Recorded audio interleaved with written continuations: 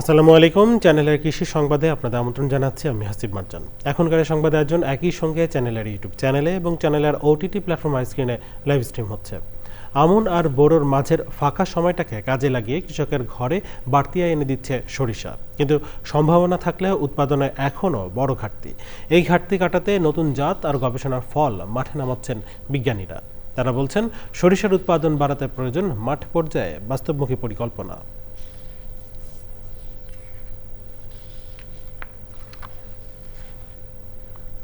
এ নিয়ে বিস্তারিত প্রতিবেদন দেখুন আজ রাত ৯টার সংবাদের পর হৃদয় মাটি ও মানুষ অনুষ্ঠানে। বৃহত্তর ময়মনসিংহ অঞ্চলে বোরো ধান উৎপাদন বৃদ্ধি ও কৃষি নিবিড়তা বাড়ানোর লক্ষ্যে কর্মশালা হয়েছে। এতে প্রধান অতিথি ছিলেন কৃষি মন্ত্রণালয়ের সচিব ডক্টর মোহাম্মদ এমদাদুল্লাহ মিয়ান। বিশেষ অতিথি ছিলেন কৃষি মন্ত্রণালয়ের পরিকল্পনা অনুবিভাগের অতিরিক্ত সচিব মির্জা আশফাকুর রহমান। কর্মশালায় বোরো ধানের উৎপাদন বৃদ্ধি, আধুনিক কৃষি প্রযুক্তির ব্যবহার, মাঠ পর্যায়ে কৃষি কর্মকর্তাদের ভূমিকা ও ভবিষ্যৎ করণীয় বিষয়ে আলোচনা করা হয়। এতে ময়মনসিংহ অঞ্চলের ৬ জেলার ১০০ জন কৃষি কর্মকর্তা অংশগ্রহণ করেন।